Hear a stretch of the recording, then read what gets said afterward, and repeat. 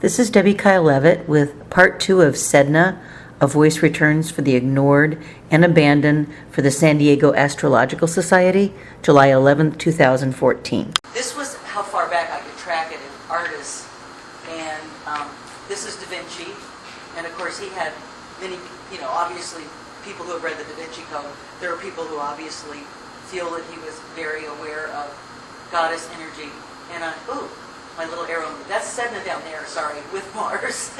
So he had Sedna with Mars, so it's very powerful, training Chiron and Saturn. So he was essentially powerfully putting the goddess into form. And so there was a Sedna sense of his. And I think it's the mystery, because it was still pretty hidden when Sedna was in Aquarius. It's still fairly far from us at that point. And then if we move forward, this was, I don't know how many people know much about Mary Shelley and Percy Bysshe Shelley, the poets from the Romantic period. He was best friends with Lord Byron. He was married to Mary Shelley, who wrote Frankenstein. And he drowned in a boat. And with people who actually get in the grasp of Sedna, there are drownings. There are some things that can happen that are tied to the myth. And he had it squaring his ascendant, and he had it, and he had Mars opposing it by transit. So it was that type of activity that was going on. There's more to it, but I'm trying to get through these quickly enough so that we can cover as many people's charts here as possible. And this was a statue in England that they did. I mean, he was quite beloved, and this was him on the beach, because I guess he was lying on the beach and people were celebrating his art. And if you'll look, it was his Saturn return, his first Saturn return. So you can sort of see a lot of images with this. So you see other astrology there, but it's definitely a Sedna moment for him because he's getting a transit. And there's his wife. And what's interesting is she wrote Frankenstein. Now she's got natal Sedna with Fortuna. We have somebody here with that, so I made a point about it. We may have two people here with that. A Sedna-Fortuna conjunction. And her progressive midheaven was there when she wrote Frankenstein. And it was training her ascendant.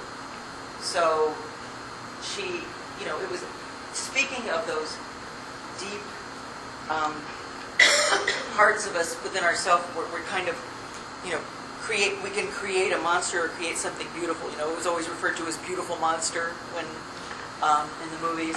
And it was actually written when there was no summer, it was a winter year round because the Tambora earthquake had happened over in the South Pacific. So it was a pretty intense time, and it was an endless winter when she was in the midst of writing it. So there was a Sedna feel to that as well. So that's Sedna in Pisces, which gives you some of that. Of course, and we had the Romantics then when she was in Pisces. Then Van Gogh. Now we find things with extremities, a lot of emphasis on the hands, and he painted so many beautiful hands. And of course, we sort of have heard about Van Gogh's ear a few times, but and how he suffered for his art, and this was a Sedna-Venus conjunction, which I see in a number of artists who do very deep, rich things. And of course, then we have the sea animal here. He painted several sea animals from the fishermen in southern France when he was there. But it was, there's that square to Jupiter, so he had many challenges. Like I said, I'm focusing on Sedna. There are obviously other aspects of this chart, but it's pretty intense. I mean, you see that there are people with cuttings. Karen Hummacher Zondag is another Sedna person. I'm only aware of about 4 or 5 people who really have intensely studied Sedna. There are probably more. But she looked at young women who were doing the cutting themselves, and there was always a Sedna aspect in those.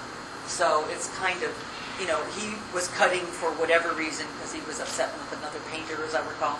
But that's just another example of Sedna, and once again, it's still Pisces, so we're still seeing that. So everybody here was born with either Sedna in Aries or Taurus.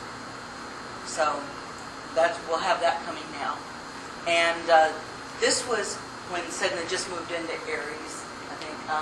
And it's Pablo Neruda. And I felt like he had channeled her words. And he was exiled quite often from his homeland. So he had the Sedna experience a lot. He was always, for some political reason, having to leave Chile, desperately through the mountains.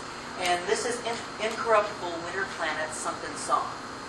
And he says, "Forgive me if my eyes see no more clearly than sea foam. Please forgive that my form grows outward without license and never stops. Monotonous is my song, my word is a shadow bird, fauna of stone and sea, the grief of a winter planet, incorruptible. Forgive me this sequence of water, of rock, of foam, of the tide's delirium. This is my loneliness, salt and sudden leaps against the walls of my secret being, in such a way that I am a part of winter, of the same flat expanse that repeats from bell to bell, and wave after wave, and from a silence like a woman's hair, a silence of seaweed, a sunken song." And that's from the Sea and the Bells. And I just thought that was so remarkably Sedna speaking. And I was excited. Now, what he has, if anybody hasn't seen his chart, I spent a long time rectifying this. I had about close to 40 events in his life to work through, and I used a computer and did it. So I came up with a Sagittarius ascendant for him. Pardon me? I'm sorry. Pablo Neruda was July 12th, 1904, Parral, P-A-R-R-A-L, Chile. And I rectified it to around 2 p.m. So roughly, like I said, I did about, I think it was 36 life events to try to be sure that I was getting the right time. So I'm hoping this is correct. It's probably as correct as a lot of rectified charts. We use them. And anyway, so if you look, in any case, he had, on that day, we had Neptune conjunct Mars, conjunct the Moon, conjunct the Sun, conjunct Venus, conjunct Mercury, and Vesta, all in Cancer. So, and it was in a square. When I see a bunch of planets like that, when I see this a stellium or even groupings of planets, I give them a little wider orb to Sedna if she's tied into that. And it's square to his natal Sedna, which was at 9 Aries. When he wrote that poem, wasn't long before he died. He was suffering from cancer. They're still investigating to see if he wasn't murdered, because he was a communist in Chile, and of course then that was when Allende was president, who was one of his best friends. He was a socialist. And when all of those murders took place, including Allende, that our CIA, a few other people were involved with, that was during this period. So there's some question as to whether he actually died of cancer, but he was quite ill. So anyway, with this all going on, and then this was a Sedna transit, and the progressed moon ascendant was squaring transiting Sedna at the time. So it would make sense. And he, often talked about going to the sea and the star that is ours, and he spoke of the Antarctic because he was Chilean. But he wrote several poems that referred to the beautiful diamond that was Antarctica. So he was another Sedna voice. So, and then I learned some things from Kathy about Maya Angelou today, because I looked her up and I thought, good heavens, what a Sedna person. And she's Sun, Sedna, Jupiter conjunction, and it's trining her ascendant and trining Saturn.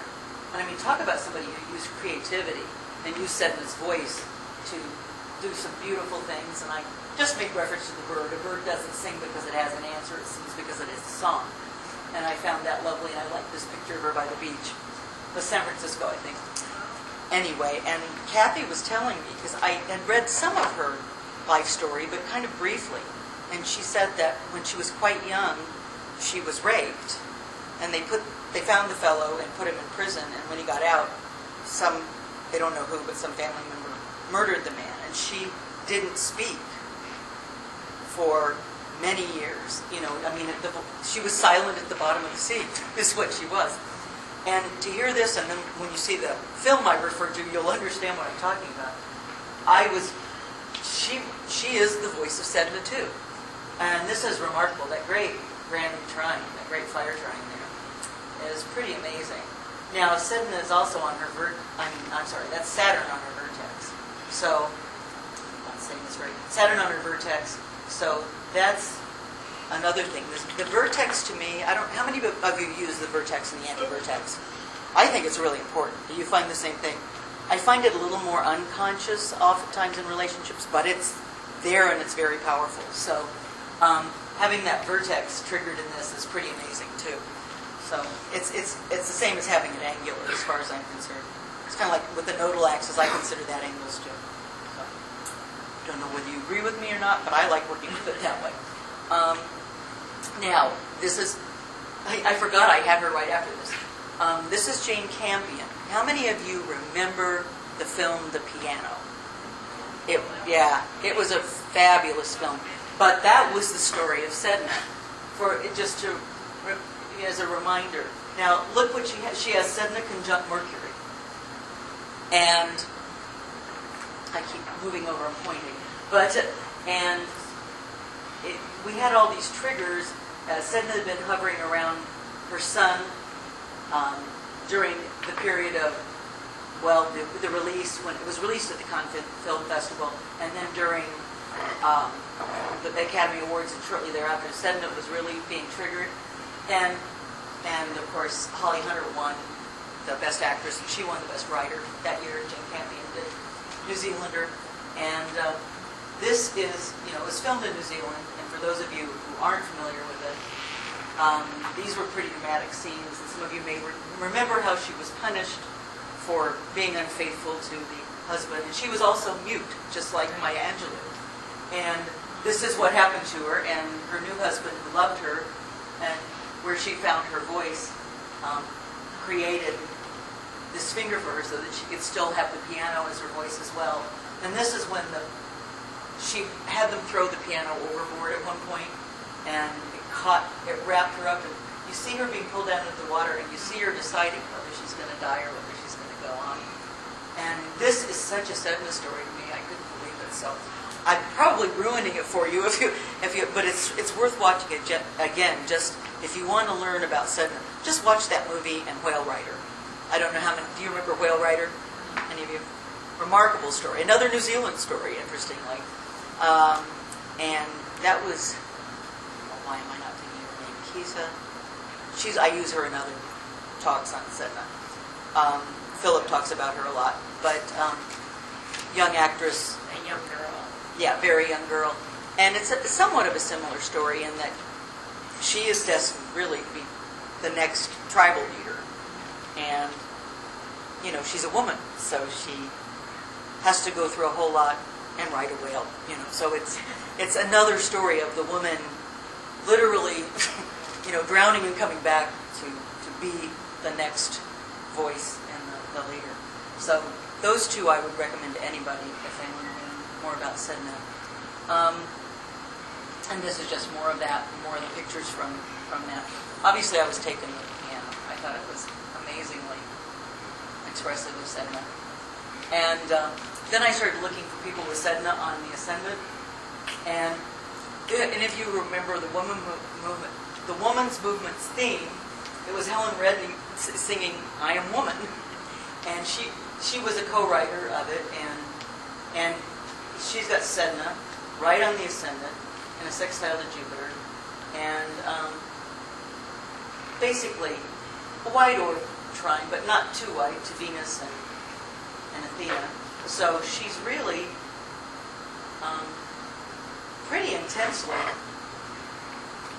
involved with, you can just see where Sedna's getting a voice. I Am Woman comes up. Then this one, I loved it when you get a Sag in there and you get humor, right? Well, Bette Midler has Sedna on the ascendant as well. And those of you who love the Divine Miss M and Dolores Del Lago, the Toast of Chicago, well, she's the perfect example. Now look at this one. This is Sedna on the ascendant, trine Mercury and Sag. She had to make a joke of it. It's just brilliant. Now it's opposite Jupiter, and the version I have video of Divine Miss M. Before that, she does "Stay With Me, Baby," where she really goes into the intense. I mean, you can feel the intensity of the loss of being abandoned by someone, and then she rolls right into Dolores Del Lago. So it's just a perfect Sedna experience too. And I love these with Sedna on the Ascendant and how they get to play them. She's also an advocate for sustainability in all of her trees projects. Yeah. New York, isn't she doing parks all over? Yeah, wonderful. And here's one who, tragically, she has a strong Sedna. Well, if we look, sorry about my whole sign house system. You have to get used to them if you're not used to them. But basically, this is above her descendant, but it's still there, Sedna Saturn.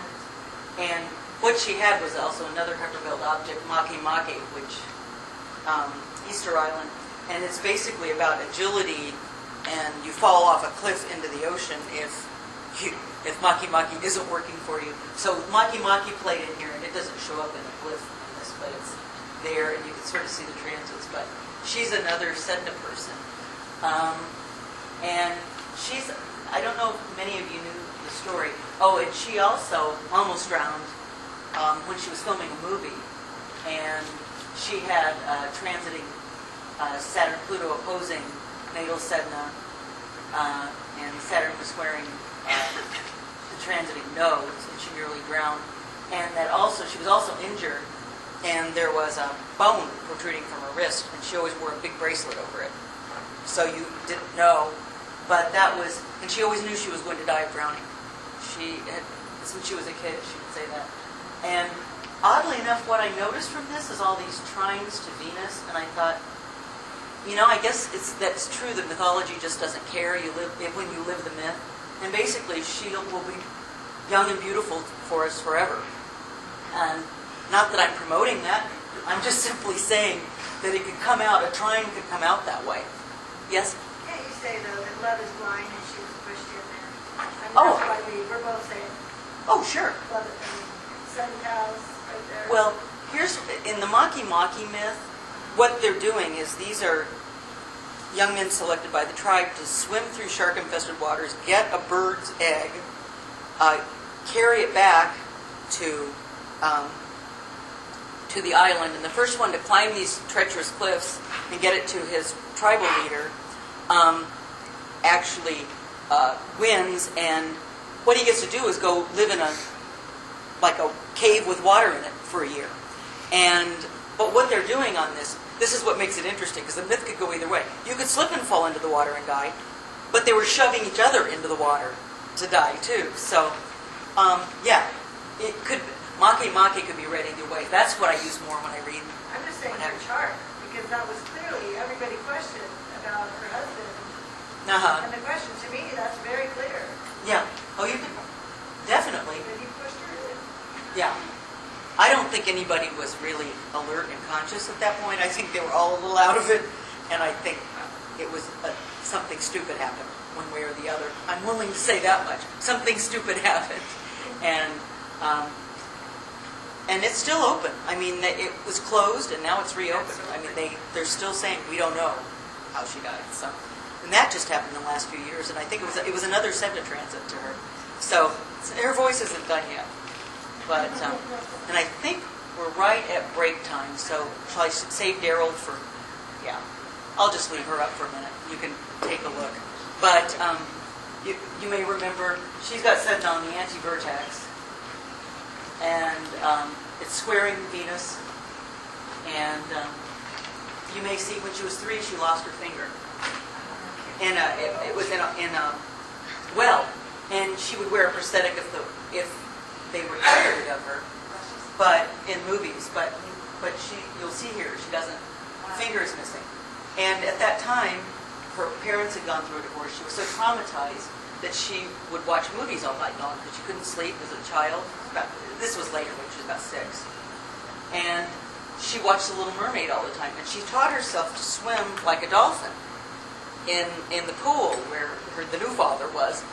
And those stunts with her with the swimming like a dolphin, those are her. They wanted to get a stunt woman, and nobody could do it as well as her. So she's, and we know what she does now. She works for sustainability, Greenpeace. It's pretty spectacular chart. So I think I better quit and let people have their break at this point.